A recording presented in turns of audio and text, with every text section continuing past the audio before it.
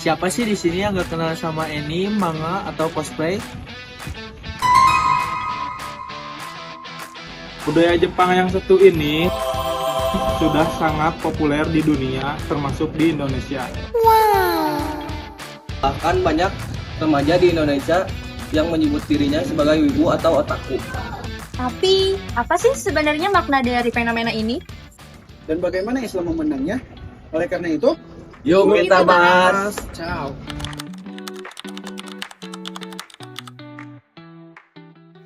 Hai semuanya.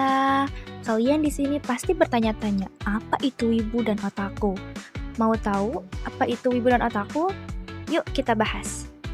Wibu biasanya sebutan bagi orang yang terlalu fanatik dengan budaya Jepang. Sementara otaku awalnya dipakai di Jepang untuk menyebut orang yang punya hobi kuat terhadap anime, manga, atau game. Kini, kedua istilah ini semakin populer di kalangan remaja Indonesia, termasuk di kalangan muslim.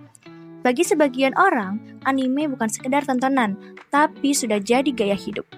Namun, apakah semua itu baik untuk identitas kita sebagai seorang muslim? Sejak COVID-19.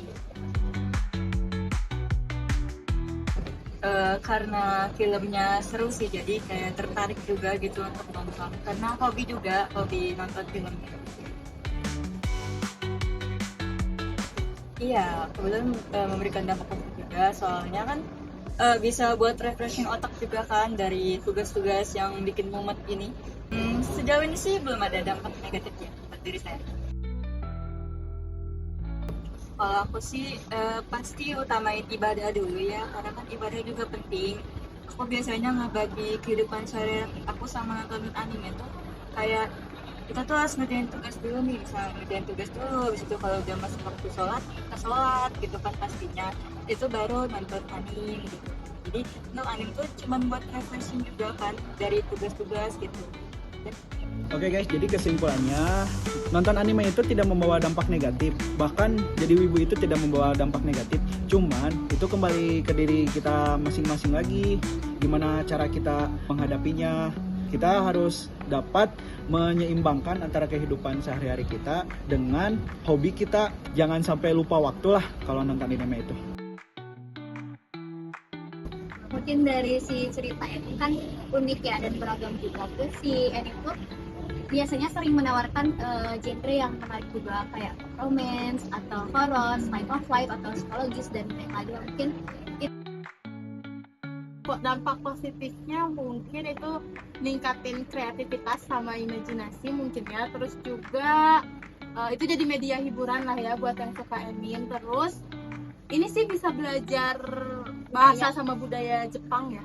ya mungkin dampak negatifnya kadang si yang suka anime itu jadi kecanduan, jadi sampai benar. lupa waktu ya. Benar. Dan jadinya teh kurang bersosialisasi sama ke dunia nyata Iya. gitu loh. Jadi kurang interaksi lah sama orang lain, jadi mungkin jadi pendiam atau gimana mungkin itu.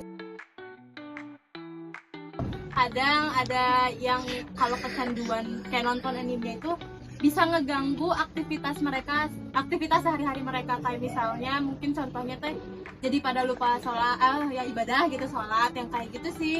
Terus juga terus kan biasanya yang suka anime teh Ada yang suka berlebihan tuh, nah Ya, ya yang cosplay itu. Kadang mungkin cosplay teh kan anime tuh gimana ya, kalau dari ceweknya tuh anime tuh kadang kayak terlalu terbuka gitu. Nah karena kan jadi nggak sesuai sama budaya kita di Indonesia. iya kurang Dan- sesuai. Jadi kayak suka banyak yang cosplaynya teh, cewek-cewek yang cosplay teh jadi terlalu terbuka gitu sih. Mungkin jadi tidak selaras lah sama ajaran agama kita. Iya.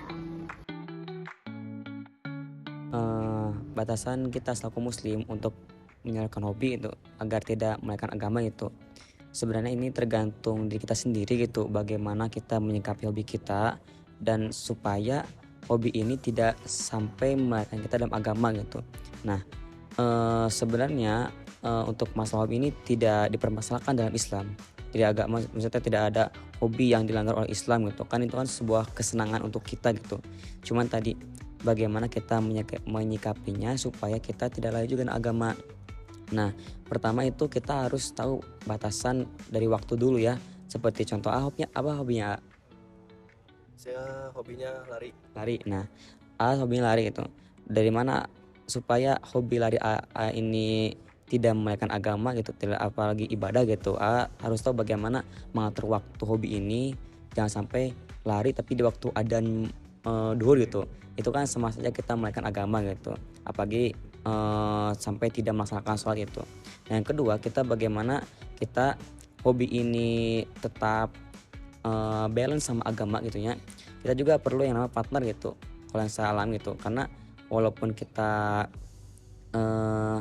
bisa, tapi kita juga perlu partner yang ada hubungannya dengan agama juga, supaya ketika kita terterobos tadi apa namanya tuh bablas itu harusnya tuh waktu sholat kita malah lari gitu. Tapi kalau ada teman kan kita bisa mengingatkan satu sama lain gitu. Nah itu, jadi untuk bagaimana kita bisa menyikapi hobi kita ini tadi, bagaimana kita bisa mengatur waktu dan lingkungan kita supaya kita tetap berada di lingkungan agama tanpa kita mengurangi hobi kita gitu. Seperti itu.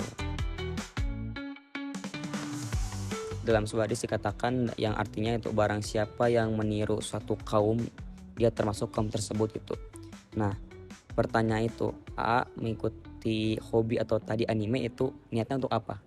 Kalau niatnya sekedar ini mah tidak ada hubungan dengan diri kita, itu dia masalah. Tapi kalau sampai kita berlebihan, sampai kita lupa dengan khas Islam itu ya, itu yang menimbulkan kita itu di akhirat nanti itu akan dikumpulkan dengan mereka. Takutnya gini, kalau A meniru mereka secara berlebihan, terus mereka masuk neraka gitu, A mau gak? Enggak kan? Nah itu tergantung lagi kita meniru mereka itu untuk apa. Kalau sekedar ya ini biasa aja gitu, itu tidak masalah. Tapi kalau ini berlebihan itu takutnya jatuhnya tadi mereka masuk neraka, kita juga masuk neraka gitu. Bagaimana kita pemuda muslim bisa menikmati hibah modern tanpa meninggalkan identitas kita sebagai muslim gitu. Nah, hal ini juga karena kita ini udah masuk ke fase dalam agama itu kan, kita ini udah masuk ke zaman kehancuran itu, yang mana identitas Islam itu sudah hilang. Nah kita selaku pemuda, bagaimana identitas itu tidak hilang, ya kita tadi cari lingkungan atau partner yang bisa saling mengingatkan kita dalam kebaikan. Kalau A sendiri tidak bisa secara sendiri gitu, A juga perlu teman supaya kita bisa berada di lingkungan tersebut, karena ditakutkan kita tidak bisa hidup tidak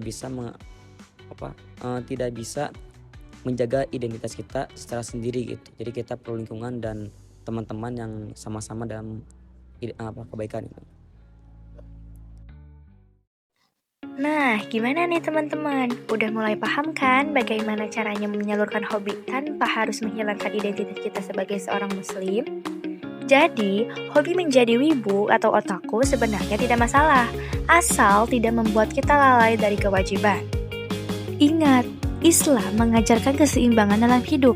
Hiburan tetap jalan, tapi ibadah harus utama. Mari jadikan hobi sebagai sarana refreshing, bukan penghalang untuk menjadi muslim yang taat.